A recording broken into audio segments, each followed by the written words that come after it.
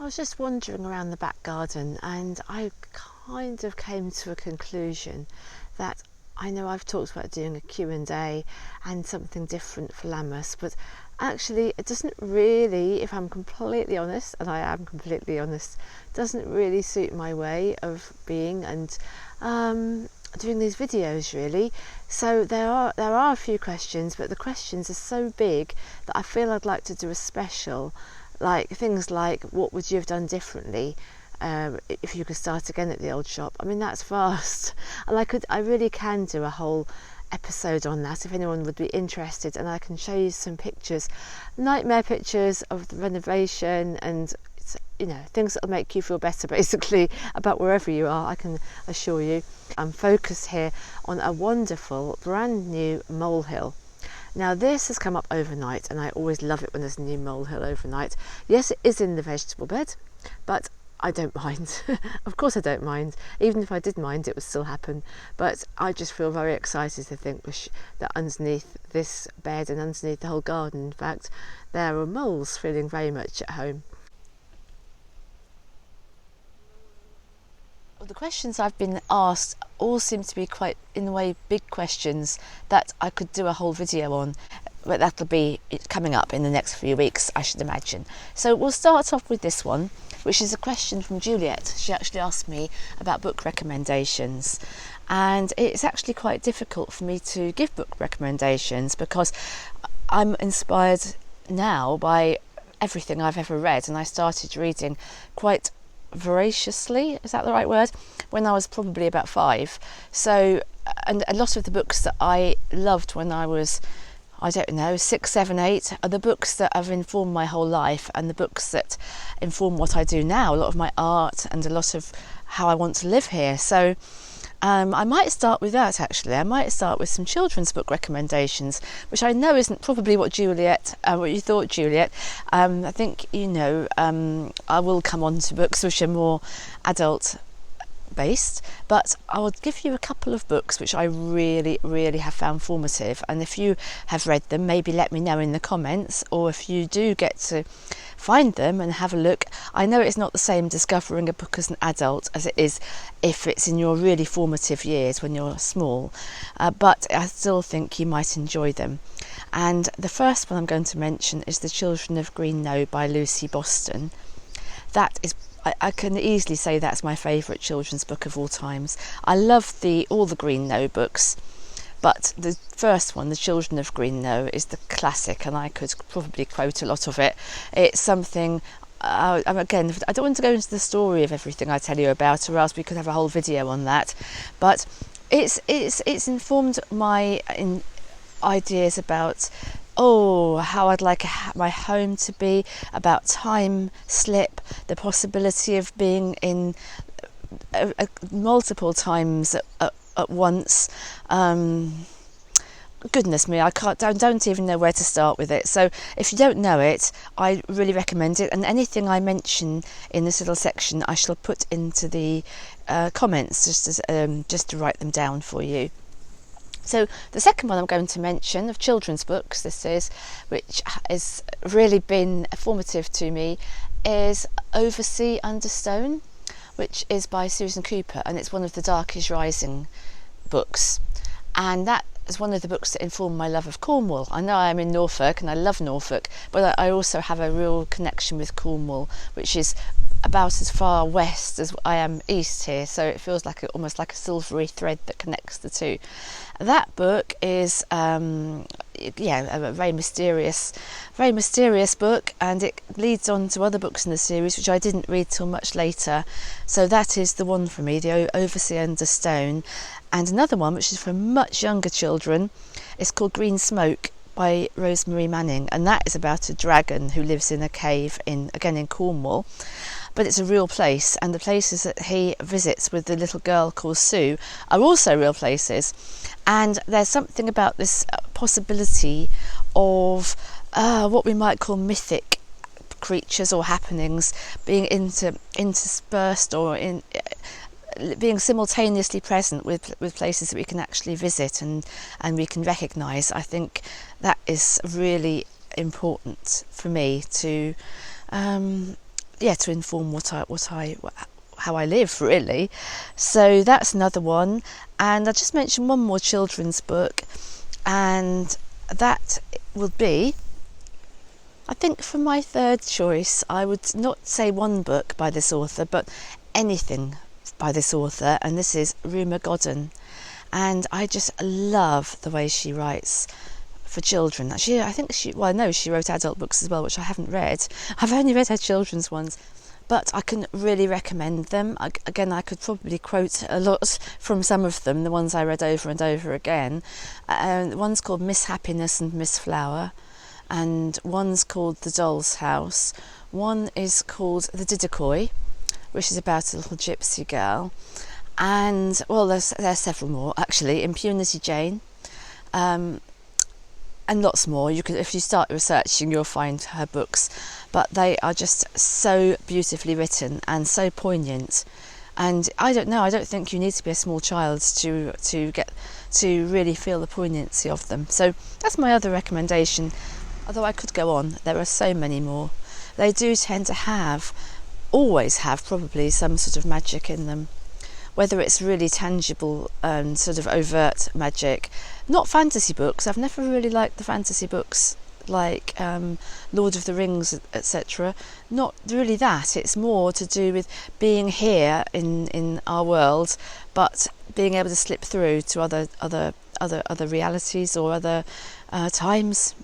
So if I come on to books that have informed my other sort of adult books, I suppose, or reference books that have informed my practice, whether it's spiritual or art, well, I don't really differentiate particularly, but I love folklore, which is always feeds into everything. And two authors I'd recommend are Kevin Crossley Holland and Hugh Lupton, and they've both retold or written folk tales about East Anglia, because that's where I live, and Norfolk in particular. I think Hugh Lupton's book that I have is called Norfolk Folk Tales.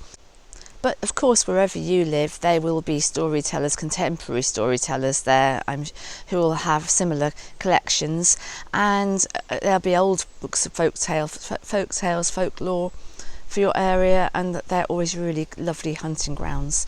And if they're really archaic books, the language itself is often a joy in itself. A good author, I did mention this in the comments actually when Juliet asked me about this, is Ronald Hutton, who I imagine many people have heard of. I don't actually own any of his books, but I know that he's a really good person to read for just debunking a lot of the things people believe without really thinking about it, about pagan practice and how Christians usurped the pagans, or how old traditions are really, really ancient. And he is he's a voice of reason, in that he is pagan himself, but he also is not going to be fanciful about. He's also a scholar and a professor, indeed, and he can't be being fanciful about it. He has to look at the facts and the evidence, and he does that beautifully.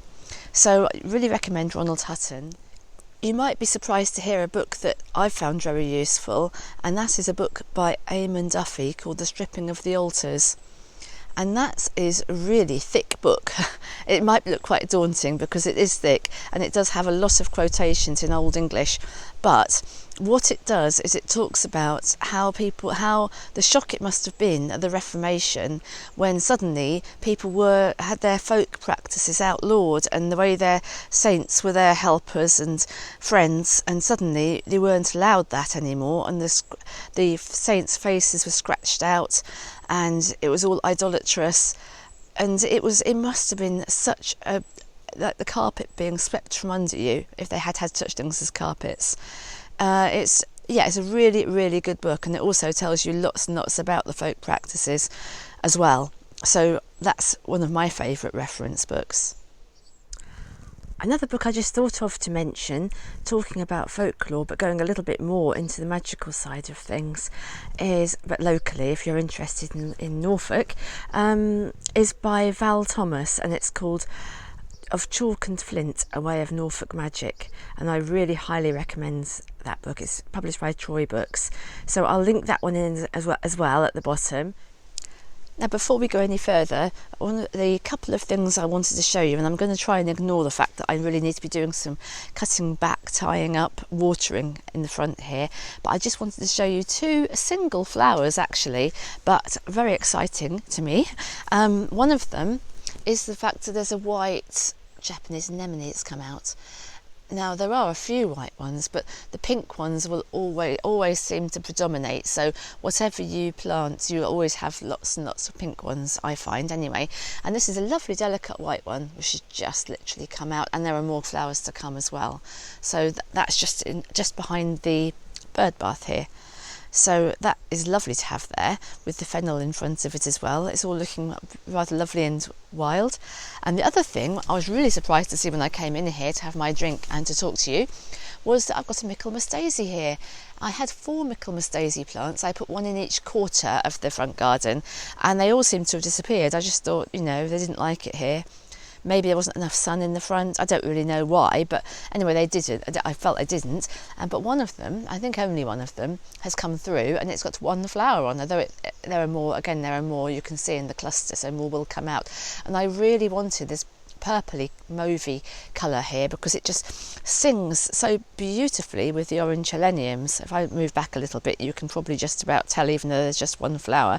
And the first year when I put them in, they were sad little plants in a way, but they all had flowers on when I put them in, so you could really get that effect because it was this time of year.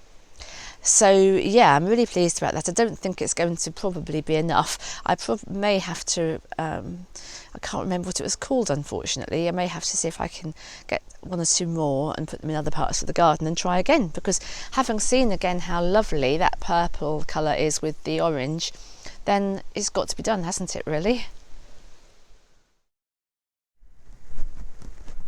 I've just walked down the lane from the old shop.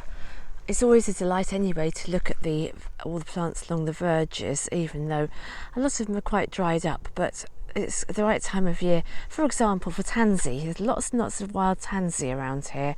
I'm thinking I might pick some and use it for dyeing. In fact, I'm going to do that. It's exactly the right time of year to do it. It's really good to pick things that are absolutely in their prime and perhaps do it there and then if you can. So I think that's what I'm going to do. I'm going to make that my mission.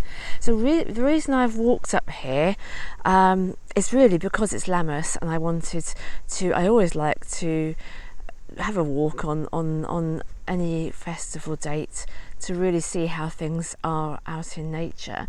But also, I knew that this point in the lane is a really good one to really feel the harvest, because it's not been harvested yet. But on this side of the lane, there's a crop, and also across the other side of the lane, there's a crop on the other side as well. So it really feels, very harvesty. So on this side, it's barley, all fluffy. And it goes a long way actually, the field. And on the other side, I think it's wheat. Let's have a look.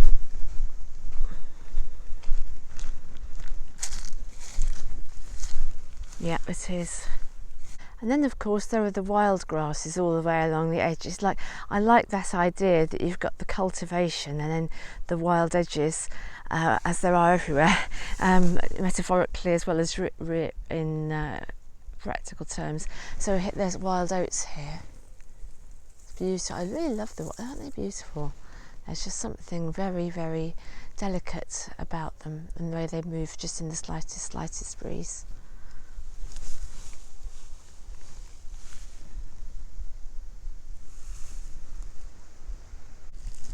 Of course, all the verge plants are going to seed now, like the dock, which is always such a gorgeous rusty colour. The Alexander's has black seeds, and as the season goes on, the seeds tend to stay, and they're very, very contrasted with everything as the other colours fade. I really love Alexander's, and there's lots of it around here.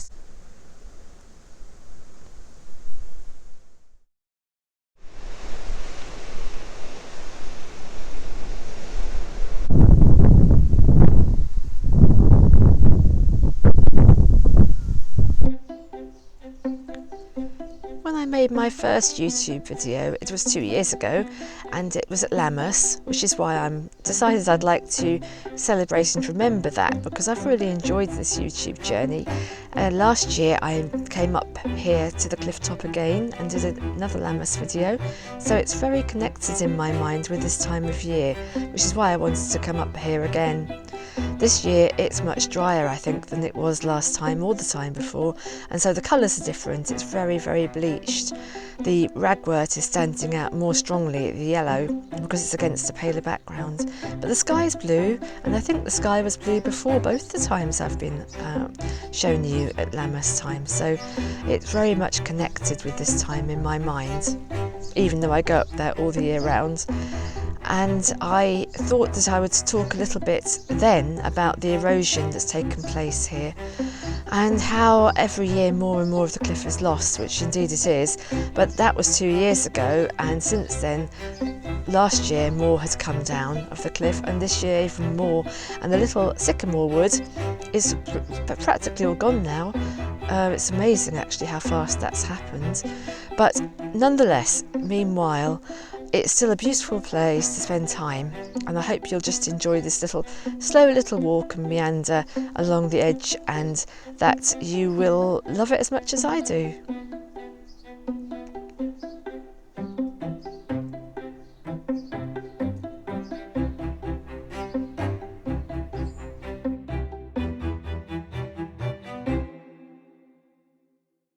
I'd like to show you and highlight some of the wild guests in the garden. So what I mean by that is I'm really trying to avoid the word weeds, but the wild plants that I haven't invited in, who invited themselves in and are beautiful. So I'd like to show you. So there's some lovely poppies here, and of course they won't last very long. Each one just comes and goes, but there aren't many of these field poppies in the garden. There are other kinds, but these are the annual field poppies with the beautiful green. You see the unopened flower there, the same sort as you see on the banks in the hedgerows. There are still some new flowers coming on the St John's wort as well, and that is just arrived here on its own and is spreading beautifully. I'm going to use that as a dye plant as well, which I haven't done before. I've got some dried that I was going to make dye from, but I haven't made any dye with it yet. It's just because it's dried, it will last quite a long time, but I'd quite like to try some fresh as well. Now this is an interesting plant, and there's some more of it. I come up in the concrete, which I'll show you when we get over there, and it's weld. I did have a weld plant, which, well, it was in the bed, but that is not there anymore, and I imagine it's annual and seeded itself. I haven't looked up as to whether it is perennial, but anyway, it certainly seeds itself, and again, that is a dye plant. So I don't much like the colour that it makes on its own. It's a neon yellow, which isn't really my kind of colour, but it may not come out very dark on cotton, which is what I'd like to try it on. And of course you can then over dye the fabric with another colour, and then you'll get something a bit more subtle. And it's so traditional. It's such a like woad, weld and indigo and madder, and they are sort of some of the most ancient dye plants. I hadn't really looked at the Victoria plum tree in that it's not very happy, so I didn't imagine it would have any plums on it, but actually there's about 3 or 4 ripe Victoria plums, so that's a real bonus. So there's another one up there, and hopefully next year I won't allow the bindweed to do quite what it's done this year, and I'll feed the soil and all those good things, and there might be a better crop next year. It might be happier, but it's lovely. It's actually done what it's done. I mean, I can't really ask for more considering how little attention it's had, and I've just picked one. Beautiful, isn't it? Look, the colour's like a sunset. Here's more welds that's come up in the concrete, cracks in the concrete. So I think it's just the leaves in the first year that you actually use for dyeing with. So that is exactly at the right stage to use. So I'm going to look that up. These sunflowers are uninvited guests as well, because they were actually in one of my pots. They'd come up, I don't know, I guess they were in bird seed, I imagine, but I just didn't want to throw them away, so I stuck them in. They're just in some black plastic pots, so I was going to be transplanting them. I didn't really know where to put them, so I left them in there, and they're quite small, but they have come up in flowers. I think they're just lovely at this point when they're just about to open. You can just see the yellow in the middle and all those beautiful, beautiful, expressive, pointed green sepals, I suppose they are, around the edge. I've got to look this plant up, but something tells me it's Hempagrimony, and there's some more around at the other side as well. Again, it's a wild plant that's survived by itself. Another one is rose bay willow herb. It's finished flowering, and you get these kind of, I don't know what you'd call them really. They're almost like hairs or, anyway, little strands that come out everywhere like this. And I think it's very pretty.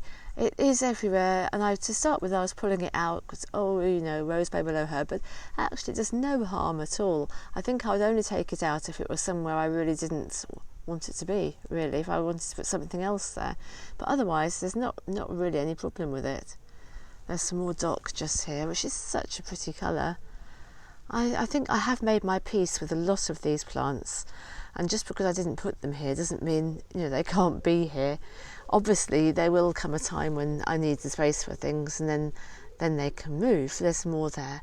It's just, if you actually planted that there and put the next to it is Aquilegia, which again I didn't plant the Aquilegias, they just seeded themselves, but they are a garden flower, so people don't tend to think of them as weeds, even though they do seed everywhere. But if you put them there together, you would think, what a beautiful combination. They've just put themselves there, and they are a beautiful combination. There's lots of clover and buttercups. I mean, I haven't actually got a lawn, so but this is the closest thing that there is this little bit of grass here. And it will be, because what I'd like to do, this isn't the video to go into this really, but what I'd like to do is to make a kind of grassy path along where I'm crouched here, and we're looking at the clover and buttercups, beautiful as they are. Again, I don't know why people grub them out of lawns, but then it's going to continue round, obviously without all these thistles. I mean, I know that thistles are also a beautiful uninvited guest, but I do slightly draw the line at them because they are very painful to try and get through, and they do take over, rather like the bindweed, which you notice I haven't talked about the bindweed today, just for a change. But anyway, you'll walk through here, and where the bindweed is going to be a little grassy area with a fire pit. So that's something to look forward to. I want to spend some time during August actually really addressing this, and so I'll show you obviously as we go along. You needn't worry, all this wildness is just going to disappear overnight and it's going to look like everybody else's neat garden, because it's not. It's not going to be that much of a change, but it will hopefully have a little bit more shape to it, and also the things that need more space and need to be able to breathe a bit more will be able to. So I realise this has ended up being something other than a Q&A after all, but I hope that you've enjoyed this little breeze around again. And I always think that if we look at it fairly frequently, then when there are some changes and there's more to show, then we won't be starting from scratch, because you'll have seen where it was before, and so you'll understand where the changes are. There are some lovely, I keep finding more things to show you, but that's rue in flower, and it just looks so nice with the angelica seed heads, and in front of it, all going over now, but you've still got this little haze of colour in front, which is the catmint. And also those bobbly bits are the flowering parts of horehound, which I love as well. Isn't that lovely? They're such beautiful shapes, even with the background of bindweed, which it does have, but you can imagine that where you can see bindweed, you can imagine grass, which is sort of a similar colour. There's still so many wild creatures in the garden, as well as the wild plants. I'm constantly amazed when I come out here to find there are still lots of butterflies. There are bees and wasps and bumblebees on so many of the plants, including the ones, of course, that I didn't plant here. This is a wild plant on top of a wild plant, because there's the bindweed, and this is, I looked it up, and it's actually called shoe fly plant, and it's just taken over this part of the garden. It comes from birdseed, apparently. There's quite a few of the wild plants in the garden do, drops birdseed.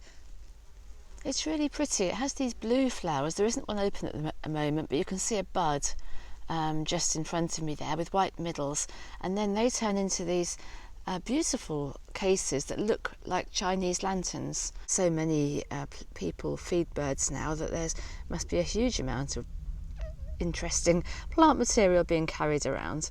So, but this particular area, I did notice that it was spreading here, but I think it was an annual when I say spreading, but this year there was lots of it. But again, I'm going to want the space for something else, so it will come out and I'll put in what I need to. But in the meantime, it is just lovely.